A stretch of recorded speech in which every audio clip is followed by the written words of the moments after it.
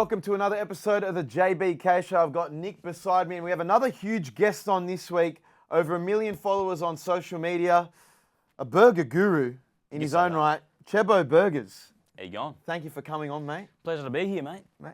We've kind of crossed paths a couple of times. We had the Super Bowl day together. Yeah. I've been following you for a long time. Probably when I first started on TikTok, one of the first times he commented on a video, I remember it was when we got a $7 haircut. I remember that. Kempsey? Our $7 Kempsey haircut, Yeah, and yeah. Chebbo comments and he goes, "You're playing a dangerous game." And I remember he commented that. I followed back, and I've been following you ever since. And, you know, because that was early days for me. That was literally like my first month of posting. And we've grabbed our fair share of burgers in Roseland, so. Yeah. We've been, Come past. yeah, even the burger kit as well. Yeah, But I remember that. Tell me, how did you get started on TikTok and Instagram? Because I want to make this a real creator-centric podcast, because you're one of the biggest creators in Sydney and in Australia, I'd say. It's like that. How did you get started on socials? So, funnily enough, I'm not sure if I've said this before, but I started off with my sister telling me about TikTok, the dancing app, and all of her friends were all raving about it. And I was like, I'll check it out. But I pushed back, as everyone else in Sydney pretty much did. Yeah. And then I downloaded it. I got hooked. I'm watching these creators, and I saw how easy it was for everyone to go viral. And a guy from my school, his older brother, went viral as well. So Viral, what did he do? he did the talk box, Adam Tahiri. You know Okay. that? Yeah, the piano one. Yeah. And I wanted a part of it. Like, I was a bit of an attention seeker, class clown in high school. So Because how old are you? Like, what, 20? 23. Okay, Yeah, so on the young still side. pretty young. No, I'm saying at that time. Oh, at that Yeah. time, I was 19. Yeah. Yeah. Shit. So it was tempting. And so, I heard you did some comedy videos earlier Yeah, on. You yeah, were when playing you in the that- comedy space. Yeah, I've yeah. done my research. We do our research here on the JBK Okay. Show. Professional. Yeah, so you were delving into just how to ways to go viral Yeah, pretty online, much. making funny videos. I just experimented with random stuff, and I deleted them within 10 seconds of posting. 'Cause they were terrible. Never to be seen again. Yeah, pretty much. They're on my phone, so I'll probably do them like when I hit 10 mil, whatever it is. Yeah, But yeah. not anything to be proud of. So I deleted them after 10 seconds, and I was just thinking, how can I go viral? I knew how to make burgers. Chebbo's Burgers was probably 2 months in at that time, and I was like, you know what? I'll just start posting burger videos. And the strategy that Adam used to go viral was posting every single day until I get verified. And so I was like, all right, I've got 0 followers. I'm not going to get verified. What I'll do is posting every single day till I'm TikTok famous. And I worded it like that because TikTok famous can be 100K, 1 million, 2 million, or it can be 50K, you know, depending on What video goes out. Yeah. So I set that finish line. And so I started doing it. I didn't know anything to do with the camera besides, you know, taking the gym selfies after a nice pump. Yeah. As you do. Yeah, pretty much. So I had no business with video editing, recording, nothing. And so if you scroll back, you can find some of my first videos. Like, They're horrendous. terrible. Oh, no, I'm saying even from my personal Yeah. ones, they're like they're cringe. But that's not a part even, not of the even kind cringe, but it's like compared to what you guys do now. Lower Exactly. production, lower effort. Like, it's just, Yeah. everything's escalated. Yeah, I just didn't know. I kind of had the same outlook. I was going to be like, I'm going to post every day, regardless of who sees it. I remember when I first started, I just messaged a few friends, I'm just starting up this channel, get around it. I'm going to be putting like some skits up or whatever, and interview style stuff, and they got around it. Did you start off with, especially when you started your own business, Chebbo's Burgers, did you put the feelers out to friends and family and say, look, I'm going to be doing this now? What was that like? So it was a bit of the opposite. So TikTok, I didn't want anyone to see, surprisingly. So even though I'm posting and videos are getting 10K, 50K, I wanted to pretend like it didn't exist because it was like early at that stage. It was a bit of that stigma. But Chebbo's Burgers, I think I posted that I was announcing it, and then within 24 hours, I had 400 organic followers. That's mad. And so that was just all friends and family, people I've run into during the years. So that one had a lot of organic support, which went a very long way. Do you reckon TikTok back in the day, I'm talking 2 years ago, 3 years ago, pre-lockdown and everything, it was much easier to go viral on there? Like, videos that we would do now, like, would be seen organically so much more, whereas now I feel like it's a little bit harder to. Yeah, I'd say it's saturated, like YouTube now. I mean, back in the day, a lot of the videos objectively, if they were posted today, I don't think they would have done the same. But I think I was the same as you, where I saw a few people on there, even a couple of mates on there, and I was like, this is a kid's app. There's people dancing on here, or it's Renegade. sluts. And I don't really want to see it. And then eventually you get hooked on, I'm seeing a lot of engagement here. I'm getting people regularly commenting in here, and you just make it your thing. Exactly. I mean, you would have seen clips from Gary Vee and all these other creators where they're like, all right, you can make something out of this. So I'm sure that would have kept both of us going to make something legit out of it. 2019, no one's downloading it. It's not big. And then as soon as it starts picking up steam, people are gaining hundreds of thousands of followers at a time. Yeah. When did you make the transition from I'm mucking around here on TikTok to I'm going to use this to start promoting Chebbo's Burgers? It sort of wove in a bit organically so I was doing the burger every day and we were doing the burgers from home during lockdown in my driveway. And so day 50, for example, I hadn't done the burger for the day yet. And so I'd be in the tent filming, all right, this is the burger for the day, and then make a burger. And yeah, it just wove in like that. And even to now, I don't like to tie the two as if the personal brand promotes the business because I want to keep it as organic as possible. You can already see now with like other businesses where they'll be promoting their business on TikTok, but it's not doing as well because automatically scrolling. Even just legacy brands that try to go on TikTok. Have you seen like a Jimmy Brings account? I don't take a shit on Jimmy Brings, but it's just like, you've just made a TikTok for the sake of making TikTok. Yeah. You can't just be promoting your app or your product. It's just people like can see it. People want to see people. It's got to be like raw. You always just get the big companies getting someone to do like a selfie video, trying to fit in. It's like an undercover cop. It doesn't work. Yeah, you don't resonate with it. And there are brands who've done it very well. On the other hand, have you seen the Duolingo? Yeah, Duolingo. Yeah, like being different, you know. Or remember the girl that would design the Microsoft, logos. Yeah. She would design logos. Microsoft get her on board, and she was designing different logos for different companies. Brands that incorporate that and aren't too, savvy on what their actual brand has to come across like, and just have fun with it, perform better on TikTok as opposed to doing what people have been doing in marketing for however many years now. It's honestly such a waste. Being like sort of in the industry now, there's so much money that's just down the drain. 100%. But before TikTok, you worked at McDonald's. Yeah, so no inspiration there from. Oh look, there was a bit. So I was there from 9 months, and I was there for around 3 years, crew trainer. And I was there when they rolled out the Create Your Taste range. I don't know if anyone's familiar with that. That was like the gourmet burgers at Macca's. Steamed buns. No, I just remember the Angus, it was like a brioche buns. It was like they created a whole new station for it. So it was like patties that you had to see, you had to flip them. There was like chipotle mayo, herb mayo. Jeez. It was like a full process. We got chef uniforms and everything. And that was like the first taste of, oh shit, like we can do something pretty cool with this. And from there I started making burgers at home and then just built up from there. And then, so say you weren't just working at McDonald's, you had some other jobs as well. Worked in finance, actually got a corporate job. Yeah. Nick, you worked in a bit of finance, had a corporate job. I worked in marketing. When do you make the distinction of, this isn't for me anymore, I want to go out and do something on my own? When the money's there. So even though the money wasn't there yet when I quit, luckily I was about to start the Westpac. You can say it. I was start to You want me to cut out and bleep No, we'll leave it. It's on your LinkedIn. Yeah, it's on my LinkedIn. All right, that's it.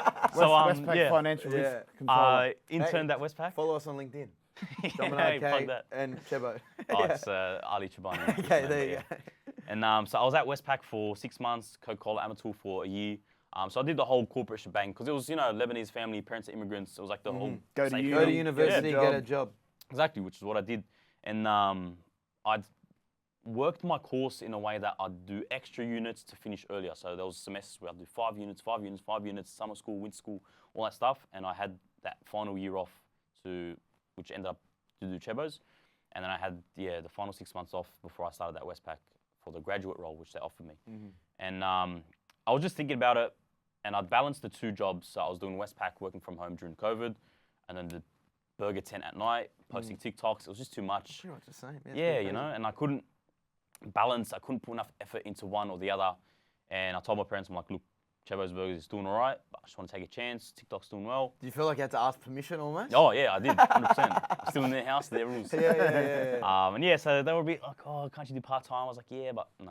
And then worked out. Pulled the Band-Aid off. I mean, because I've done work from home for finance. Oh, man. It's boring. Terrible. I have midday naps. Like, it's unproductive time. You feel terrible. You feel unproductive. So when you get the opportunity to move on and do something that you're going to be more productive with. Well, I think we were in the same boat where we were working full-time jobs. And not that we have gone full-time in the content as of yet, but we were working. I was at BWS. You were at another finance place. I forgot what the name was. But, we were working from home. I would go in here and there. But all I wanted to do was be making videos online. And slowly I was doing that more and more. till I was just like, I don't really want to be doing this anymore. Is there any way I can start making videos full time? And slowly people will rip that Band-Aid off. I know there's heaps of creators that have done it and pulled the trigger on going full time. I think Ted Stedix has just done it more recently. Congratulations to Ted. Ibi Akbar in Melbourne. He went full time, did a full stand-up tour. You've gone full time to a point of doing it as a restaurant, like a burger. You've got your truck and you've got your business now. Do you see that as one whole thing, as full time in content and making burgers as well? It comes under one umbrella. Not really. I feel like at the start it was. So the TikToks would just be me filming on my phone while I'm eating the burger that I just made. I'm editing and it's posted. Now it's like I got a proper camera. I got to draft ideas. I got a series going. I got brands to work with. I got an agency that I'm working with. So that's grown into its own separate entity. So now I've got the personal brand of Chebbo and then the business as Chebbo's Burgers. And they're pretty much both full-time roles now. And it's only going to get worse when the restaurant opens, as I'll be more hands-on there. Congratulations on the restaurant. Thank you. Opening soon in Marrickville. Yeah, Marrickville. Let's go. So that one, psyched for. It's been a while, but it's coming. You going to be all right with the vegetarians out in Marrickville? There's going to be a handful of them. No, dude, there's a place. It's like a traditional Vietnamese chicken shop. On the front, it's spray painted, vandalized. No meat, go vegan. I'm like, bro, if they start, they put their sights on me. Oh man, it's not gonna be nice. You need protection. We can speak to someone. Yeah, you guys know someone in the area? Yeah. I mean, I'm sure you know someone, but Oh, look, we'll see. And so you started off with the truck. Yeah. Probably around 2019. Even later. Mid 2020. Mid 2020. How has that progressed? So you're talking about with the restaurant. Yeah. Do you want to see that opening more restaurants across Sydney, maybe further down the line, almost national? There's that Mr. Beast model where it's Mr. Beast Burgers, it's all on an app, and it's Uber Eats, and you can set up different localized restaurants everywhere to make your burgers. Yep. Where do you see it all going? The ideal in the medium term, which is like 5 years, is ideally one flagship store in each state, and then a handful around Sydney. I have taken the whole process a bit slower. I mean, I've been hit up for like shonky investment deals, like, oh, I'll get 49, they get 51, stuff like that. And there are opportunities as well where I felt like it could have gone faster, but with all the slowdowns, with all the delays, with the pace that we're going, I feel like it's better to move at this pace than growing too fast and then systems failing and this falling under, and then we've crumble apart. Like especially when you're taking 51%. It's like you're doing the hard work. It's your brand. Oh, bro. It's like, why? If you wait an extra, year, you have the capital to do it yourself. Which is what we're doing in Marrickville store. There's no loan there. It's all, bootstrapped. So I'm able to fund this myself and then keep reinvesting. And all the funding that you've kind of got, that's from your success through like the first COVID and lockdown stuff where you were selling your burger kits and then everything was exploding, people coming to your food truck. Yeah, pretty much just saving. Wow. Even to now, I drove here in a Toyota Hiace. Like I'm living pretty humble. But at the end of the day, I don't really have an eye for like the luxuries. I'm like, what I've got to prove, 100%. I'm enjoying reinvesting and building more than anything else. Like I do enjoy my nice steaks and stuff. This shirt's from China. That's it, No, I 100% agree with you. And as you grow, you're always going to be hit up. I mean, by investors or people trying to leverage your brand that you've created. Would your advice be for creators that are coming up? Because I want this video to serve, we're going to look back on this in 10 years and you're going to be ultra successful like a Mr. Beast Burgers, and creators will see how you've progressed over time. But would your advice be to them, invest in yourself at all times and possible, keep your own branding, create your own merch, don't bring too many people on board? Is that what your outlook's been? Yeah, I'd agree. I feel like you should only bring someone in when it's too far outside of your control. Yeah, so like I brought in a talent agency, not because I can't send emails and negotiate, but I felt like that was one less thing off my plate. I want to focus on my core objectives. And you wouldn't know really who to send it to. They know the correct contact to fast track things. Exactly. They helped set up the Logan Paul meetup, which obviously wouldn't have happened without it, So there are certain deals where they take their cut, obviously, because they management fees, all that stuff. Yeah. But only take or only accept deals where it's only for you and it's allowing you to do your thing even better, not detract from anything you can make. Well, speaking of Logan Paul, you get a message from Logan Paul. He wants to try your burgers. What did that feel like? Oh, dude, I was literally 10 a.m. on a Tuesday morning smoking a brisket, going about my day in my pajamas, and I get a message from Mike Malak. He's like, hey, I'm like, this can't be real. I start freaking out. I'm jumping on the couch. My sister this is like, what's this guy doing? And I'm Mike freaking out. Malak, for context, is the 40-year-old that associates himself with Logan. Yeah. He's on Impulsive Podcast. Exactly. That's he right. dated Lana Rhodes. That's the one. Yeah, the whole shebang. Potentially her son's father, but we'll leave Yeah, that for another time. allegedly Blake Griffin, possibly. But it continue. We digress. Yeah, so he's like, yeah, man, we're filming a podcast here with the laser beam. We got the boys down. Can you come past? I'm like, yeah, it should be good. What time do you need me there? He's like, oh, if we finish at 12:30. I'm like, bro, it's like 10 a.m. I didn't say that. I'm like, oh, yeah, sweet, I'll be there. I'll make it happen. I called my manager. I'm like, all right, meet me there. I told my sister, I called up employees. I sorted out chips, meat supplies. I made like 20 phone calls in the space of 10 minutes just trying to organise everything. Because he is someone that drop everything, get there Yeah, as soon as sure, you can. as a creator, 100%. You've seen like the Today Show, the crowd outside Yeah. there. It was like nuts. And so the first thing I did was, before I found out the time actually, I got in my car, straight to the barber, because I had a rough haircut. Fade. I needed a skin fade off the bat. And then I saw the message while I was driving, 12:30. I'm like, oh shit, all right, turn around. Yeah, I made it happen. It was like the most stressful thing. It was pouring down rain. But we made it there. They were staying in North Ride, some random house there. Probably yeah. Airbnb, like something like that. Yeah, some real estate thing.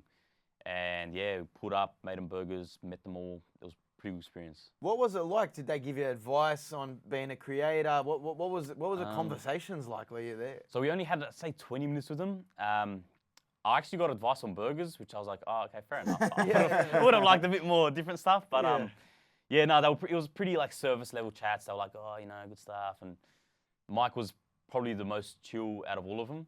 It was pretty like organic, natural to talk to. Logan was a bit funny, I'd say that. Yeah? Yeah. Well, just hard to kind of Converse with. Yeah, it was like in his own bubble in a way. Yeah. Yeah, not trying to talk shit. Well, no, of when you're at course. that- But I mean, yeah. like when you're that high level, the guy's in WrestleMania this week. Yeah. Like, Yeah. I mean, you know, he just probably operates on just a. Yeah, it's a probably different- thinking about whatever. Exactly right, but Yeah. I mean, it's still a pretty crazy experience. Like, Yeah, these met guys were laser the most beam. coveted thing, the most talked about thing while they were here in Australia. They were there Yeah. for the UFC. They're launching Prime, and then you just get to hang out with them and make your Chebbo's burgers. What was their rating of the burgers? I got an 8.4 from Mike, which I'll take, but I feel like I could have done better. His criticisms were the patties should be thinner.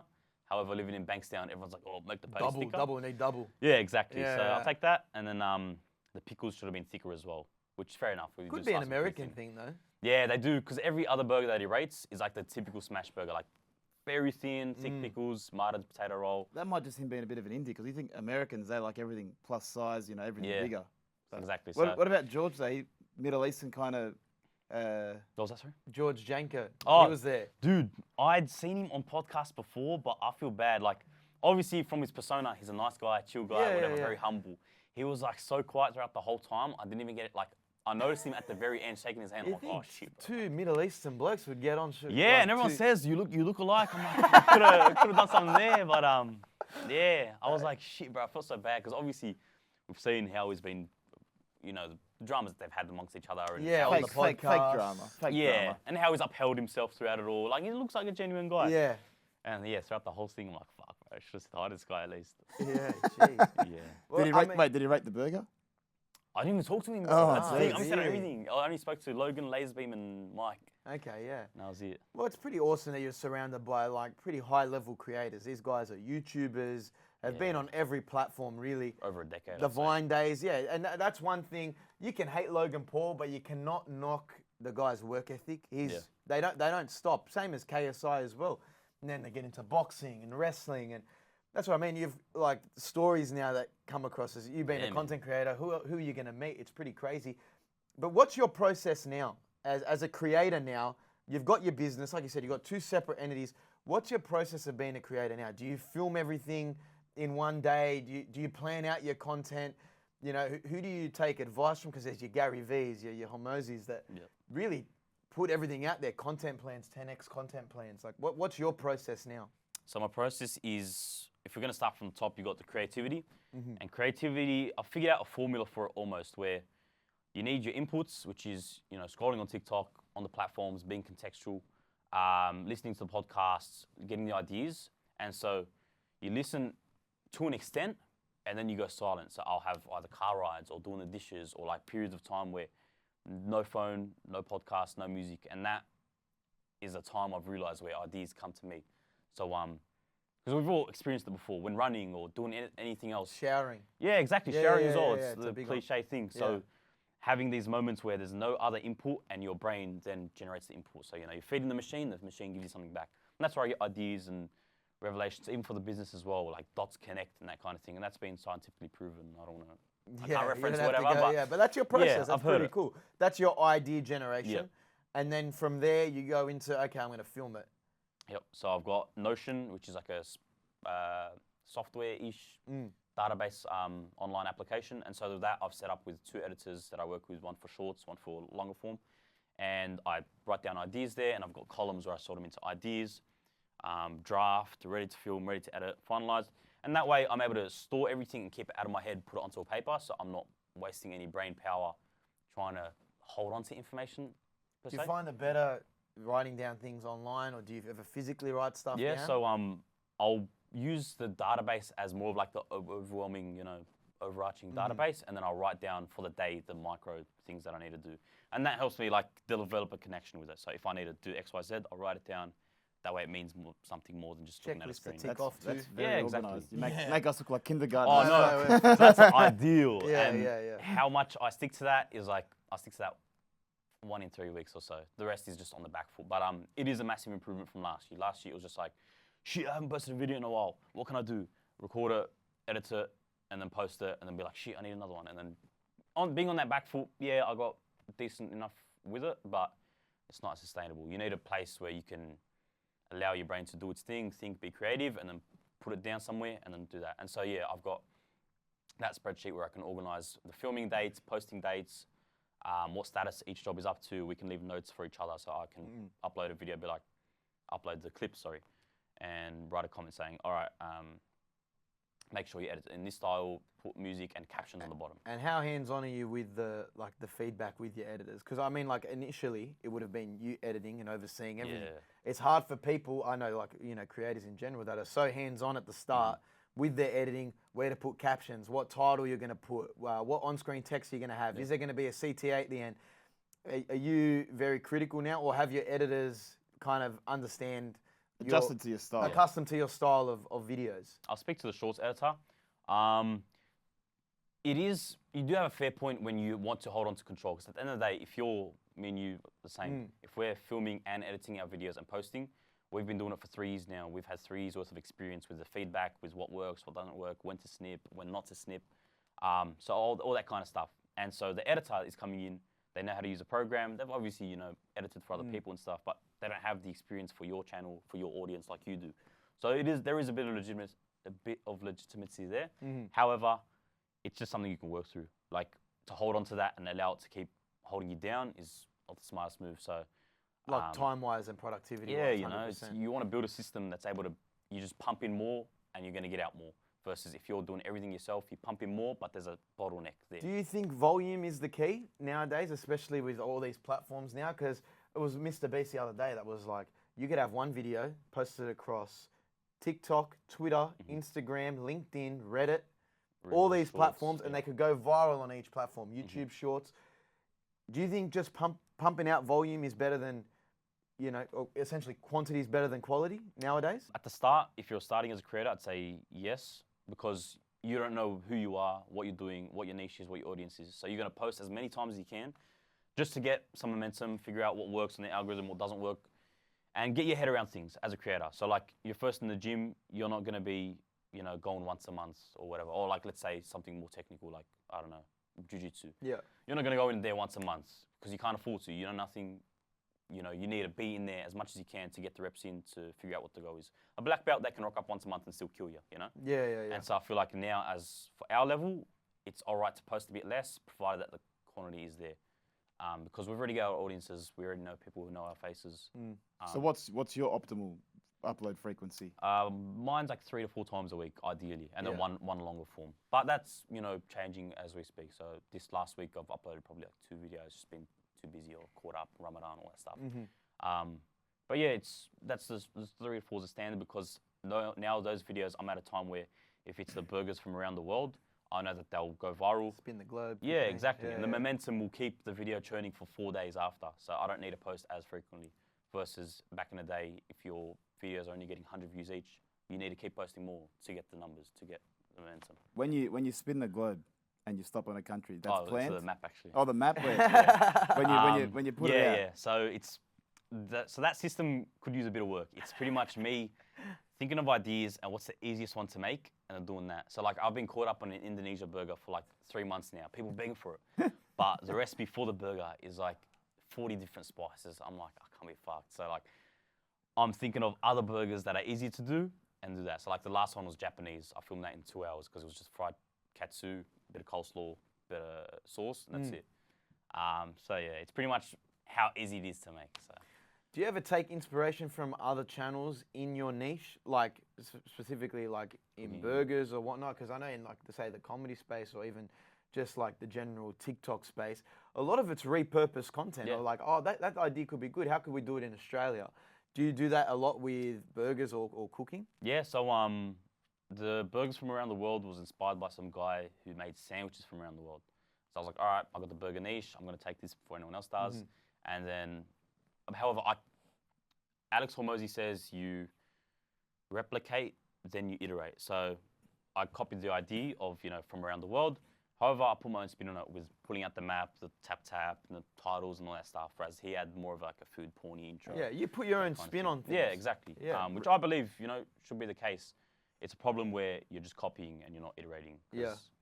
That's just Plagiarism. That's stealing. Yeah, We got to be able to re-engineer something. Yeah, you got to be able to, because why would anyone else, like if I'm going to copy Mr. Beast's video, like, yeah, I'm like, why would anyone want to see it from me? Who am I compared to Mr. Beast? Yeah. I mean, I think I've seen at least 100 kids walking around shopping centres saying they're going to buy someone, whatever's in there. Yeah, Like that's coming up. Those videos piss me off. The charity ones. Yeah, it's Yeah, like, so alright, cool. bro. They're trash. Yeah, Buy you wanna go to a what- Denver's game. Well, only because I just feel like they're wasting their time because it's just like, what's that going to achieve long run? Like for you, building your own personal brand, building your own, company is going to progress. Yeah. And there's an end result of you, having a goal of having a chain in each state. But it's like these ones where it's just like fake style videos. It's like, what's your end goal? Where do you actually see yourself? So you're getting the going? million views there, but it doesn't really translate into anything else. Yeah, could you align it with a brand? Yeah. How do you approach brand deals? That's a big one for creators because a lot of people can almost make a full-time income, at least creators, off getting brand deals, and that's how they subsidize being online. Do you, because you have your own business, do you not care so much about the brand deals, or do you still try and kind of pursue those? The business allows me to accept less brand deals because I have the flexibility of the business income. I feel like if I was only a full-time creator, I'd be a bit more, reliant on the brand income. But at the end of the day, it's great money where I've already put in the work, the labor's already done, the platform's there, and the only extra work is filming the video. And you're getting a pretty decent amount for what you're doing, just for the post. What's your criteria of a brand deal? Do you ever turn some back and go, no, that's not for me, or that doesn't align with me, I don't really want to do it? You have to. Yeah. So I've turned away tons where it's like, they want me to do something completely left field, like the typical white girl, female influencer pitch, or it's like, it's not going to work. Like, why would anyone want to see that from me? And it diminishes your brand. Like, yeah, you look like a sellout. Despite the money you can make, you're still looking like you're compromising yourself. So I only accept a brand deal if it's able to be integrated into myself or the business or something organic-ish. Even on the plant-based meat, I did one of those before. I got slaughtered for it. And personally, I didn't agree with it. So I took it, I was like, yeah. It's when I was first getting brand deals, I was a bit excited. Early on, you kind of get overwhelmed, like, oh, fuck, yeah, I'll do this. Like, yeah, because it's decent money for it. it. Yeah, but I think you're right, and we kind of do the same thing. We're like, yeah, we'll do something if we can make a funny concept. Yeah. If we can naturally put it in with our content and make a funny video. If it's not going to be funny, or you it look looks like you're selling you're out. like an influencer chick. Hey, buy this bottle. I don't really want to be doing it because it's inauthentic. Got to find a way to compromising. incorporate it properly. Yeah. Because at the end of the day, people do realize and notice that it's an ask of them. I don't know if you know about asking your audience for stuff, but you want to keep building up and not ask your audience for any call to actions, for any of this, for any of that. The longer you can do that, the bigger the trust you have with your audience is, the bigger the value you have, so that eventually when you do want to pull the trigger on something, they're all in, versus if you're doing a brand deal every week. Interacting with your audience is massive. A lot of people say you really got to try and build a community as a creator. Do you do things where you go live, or you respond to comments? How do you find that interaction, or is it in person with your truck? Yeah, so the truck, if anyone's in person, I always make sure 100% of my attention, you know, taking the time. Even if we're busy, I'll jump out, take a photo, all that stuff. So that's all there. DMs I reply to, like if I'm bored or in a car ride or whatever, I'll open up my general DMs or like requests and go through stuff like that. But I should be doing more for the community side. So I remember, even though I was like a fraction of where I was now, back in the day, I had like at least 15, 20 people a week send me photos of their smash burgers at home. So there was more of a movement behind it. I feel like it's died down now in the sense that, you know, I feel like the hype has matured in a way. So it's not like as erratic or ecstatic, if those are the right words. Yeah. Yes, and now the audience has matured, but I should do more to, you know, engage more of that following. Because at the end of the day, as creators, we do have a responsibility. People watch our content. They want to see more of us. You've got to meet them on that side. It's like with relationships as well. It's like a psychology thing where relationships fall apart because of bids for attention and bids getting rejected. So someone comments on your video, that's a bid for attention. If you just ignore them, that bid was swatted away, you know. No, I think I'm the same. I remember I used to respond to almost every comment, or like every comment and interact. But as the volume increases, as your following increases, it's hard to maintain. Yeah. But you're right. We probably have plans of doing more and more of it. But as you get busier, it's harder. But 100%, we've got to do more of that. Where do you find the difficulties are as you grow? Like, as I said, over 1 million followers on TikTok. What do you find hard about being a creator? Is it you're lacking in social life? You know, is it training? How's your mental state? Where do you find the challenges are? Pretty much in all of them. Yeah. So mental state, I feel like it's not the best system, but I'm obviously working on it as we always do. I'm at a system where I'll be running smooth. A fire will pop up, like metaphorically. I'll go meet that and I'll be stressed out a bit too thin. I'll burn out, have a few days off, or like in this case a week, and I'll get back into it. Yeah. So it's not sustainable, but it's doing the job for now, and obviously I need to work a bit smarter in terms of hiring and delegating to make sure that's not happening. Because I work like pretty much all the time. And that's obviously, we see other people online. I could only imagine, because I've, you know, not that I say I can get burnt out. I'm lucky because I got my brothers. Yeah. I got Nick, and we kind of bounce ideas off each other, and there's always that. But it's just like, imagine you running a business and then also having the stress of having to post and keep your content regularly engaging with people as well. It'd be difficult. Yeah, I mean, you do get stretched in, but that's the price to pay for now. I was working more back in the day, but there's only, like, we're not Alex Hormozy, we're not Gary Vee. Some people are just built different, you know. We're not Kobe Bryant, you know. We're not going to be... Mamba mentality. Yeah, exactly. We can't... I'm not saying we can't, but obviously some people are gifted with certain you've got to stuff. progress towards it as well. Yeah. You can't just fucking wake up one morning and I'm just going to be Alex Hormozy. Yeah, you know, you've got to build. So that's what I'm doing. And I feel like now that I've taken more time off the burger truck or content to just do nothing at night, it's helped out. So scheduling in time off allows me to be a bit more sustainable in when I want to push the button on, I'm able to, you know, go full steam ahead. That's awesome. Being a TikTok creator, million followers, it's in the news lately, it might get shut down. Yeah. Do you think, what do you think comes first? TikTok gets shut down or TikTok monetizes videos? Shutting down, 100%. TikTok shutting down. Apparently there is a monetization thing for above 1 minute videos in the US. But yeah, we're not getting everything goes US first, Australia, we kind of... Because I feel like it's overdue. Like, the amount of users that they're getting now, I think it's more than YouTube. And they're putting ads on there now as well, so... Well, they're going to have to make a move soon, because YouTube Shorts is monetizing. And I think Facebook. Do you know Facebook? Facebook Reels, Facebook Reels. You have to have over, I think, a certain amount of followers or likes on your page. I made a few dollars from it. Yeah, there you go. Whereas, like, I think I'm on like 45 cents on TikTok with 500,000 followers. So they need to up their game there. To make it more, incentivize us to post more. And what about the shutdown? You think it's realistic they might get rid of TikTok? Oh, look, this depends on how far deep the rabbit hole you want to go down. So a bit of conspiracy. Yeah. Oh man, I've been deep down it. So. Because I enjoy the platform. I don't want to... it's beautiful. And like, even when you look at comparing Instagram to TikTok, like people did videos searching up France on Instagram, France on TikTok. TikTok, you're seeing, you know, the protests, stuff burning down, and Instagram is like, you know, Eiffel Tower. Well, maybe that's why it's more of a raw, allows a bit more for citizen journalism. Exactly right. But I kind of, on that, you seem very well read. You know, on your Instagram, you know, you're all for, you know, those self-help type Yep. books, whether it's books or listening to your Gary V's, Hormozy, very productivity centric. Yep. Who do you follow the most that advises you on your content and your business? I started off with Gary V and only Gary V. Even in high school, I don't know what I was listening to him for in high school, but I was listening to him. And I've still got DMs back in the day from like 2016, 2017, messaging him at different points, like, hey, I just got this scholarship, hey, I just got this internship. And to now where it's like, you know, hey, it's like a almost diary or archive almost. So that's pretty cute to look back on. But yeah, so I started off with Gary V, and I feel like he's a great introductory, you know, content creator for getting started, figuring out what you want to do, what path to go down, the emotional side of things. And I feel like I've graduated from Gary V. I still follow him on Instagram, but I haven't listened to his stuff in a while. And I've graduated from that, and because I've only got, he sort of does repeat the same stuff in a different way, and he admits it as well. I've already got the value from that. Now the next step is Alex Hormozy, where it's more like the business, practical content side of things. Exactly, scaling, achieving results, hitting the nail on the head, all that stuff. And More relatable to you. exactly, at this part of my journey. And yeah, he's just been a gun. I've now listened to Layla Hormozy a bit more for the business side because she's like operations all over it.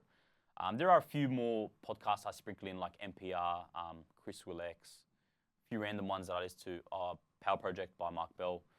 For a laugh, but I'd say Alex Hormozy is the main one. And yeah, like I mentioned before, I don't like to listen to too much to overwhelm my brain because, yeah, you get to a point where you just listen to too much, it's just all muddled in there. You need time to And you're busy enough. sort it out. Yeah, exactly, you know. And as well, like I'll be doing something at work, I'll be listening to a podcast and then be like, shit, what did I just hear in the last 10 minutes? Nothing. So It's just brain I always noise. rewind, like, fuck, maybe I've got to listen back to that. Yeah, exactly. You know what I mean? Because I wasn't paying attention. Yeah, and it's at that point where it's like, all right, maybe I should stop listening, process what's in my mind, and then before I listen to more. Yeah. And who would you say are your most influential, or not influential, who are your top 3 creators right now? Ooh. The Golden Balance. He does, you know, Lebanese style, well, not Lebanese, Middle Eastern food cooking, fusion American stuff. Another creator is, what's his name? Someone bakes. He's just a baking creator. I've never baked anything in my life. Like Is that the one pastries where he and like Yeah. he pulls like the bread out and then just shoves and the it's stuff like in? rolled? Is it those ones? No, he's like, it's very scientific. Oh, Benjamin the Baker.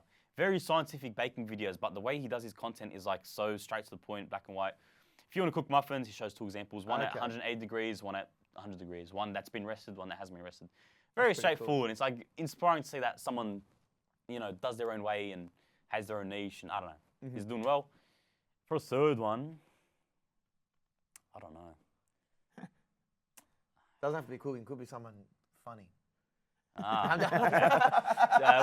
a brother, you know. That's all I got. to mind at the moment. Okay, top 2. And I want to ask you, like, I wish you more success in the future. You're absolutely killing it. You're leading the way in Australia. You know, you've worked with KFC, big brands. You know what I mean? Even New South Wales Tourism or New South Wales Destination New South Wales. You've worked with them, or they've listed you as, you know, one of the go-to attractions in Sydney. What are your plans for 2023, and where do you want to see yourself by the end of the year? So 2023, I want to have launched Marrickville, learn the systems, processes, everything around that, got my head around that.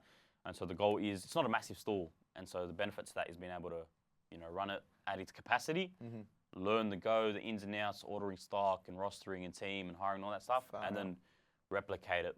So hopefully have another lease signed by the end of 2023. New place. Yeah, exactly. Because I'm building the business to be scalable. Everyone says, like, you know, do briskets, do this, do that. It's like, yeah, it'll be mad, it'll sell, but is it Chebbo's Burgers and is it scalable? And it's no to both, you know. I feel like Chebbo's Burgers I want to develop as its own entity. And then if I want to do a fusion Mexican restaurant in the future, I'll do like a pop-up here or a pop-up there. So leaving those doors open. But yeah, and as a content creator, I just want to keep doing what I'm doing. I feel like I've got a good path ahead of me. As long as I keep up momentum, keep up the creativity, keep doing what I'm doing, it'll just keep opening more doors. Because you never know what will happen. If you told me 2 years ago you'd be meeting Logan Paul, I'd be like, all right, get out of here, bro. Yeah, that's pretty crazy. Who are the top 3 people you've served a burger to? Obviously, Logan Paul would be in the top 3. Yeah, Logan Paul. There's a guy called Mully. He's a gaming creator. And there was one more. Let's shout out to Chris Minns. He was there that day at Roos Park. We were watching Jordan Mailata play in the Super Bowl. He's the new New South Wales Premier. best of luck to you, pal. But he's in your top 3 Yeah, burgers it's soon. good as well. There have been a few other content creators, but come to mind, yeah. Okay, that's pretty cool. And being a creator, and this has been a creator-centric podcast or creator-centric show, what would your number 1 piece of advice be for a future creator watching this? Walk your own path. I'm not saying that to be like, oh, don't copy. Copy, iterate, and replicate, but then, make your own thing. Just don't fall into the trap of seeing the way things are done and then doing it that way. I feel like the best thing that's helped me, with the Chebbo's Burgers and even the social media stuff is not knowing what the goal is, because that's allowed me to find my own path versus seeing how things are done, the concrete set in stone. It's like with YouTube now. If anyone wants to become a YouTuber, they'll follow these set guidelines because that's how it's been done, and that's how it's been done for 10 years or so. TikTok, the benefit of starting early was we didn't know what was going on, so we just did whatever, and then we found our own path. So yeah, do your own thing and be different, because at the end of the day, like, another creator is posting their videos, like I said before, for them, for their audience. Like, you want to post stuff that people want from you. Mate, Yeah. Great advice. I could probably say the same thing, and thank you for coming on. I mean, hopefully one day we look back on this and we'll be laughing at it, because we'll be a lot bigger, maybe international, who knows. But no, appreciate your time, Chebbo. Absolute legend. Keep killing it, brother. Thank you. Legend. Cheers, brother. Appreciate it, boys.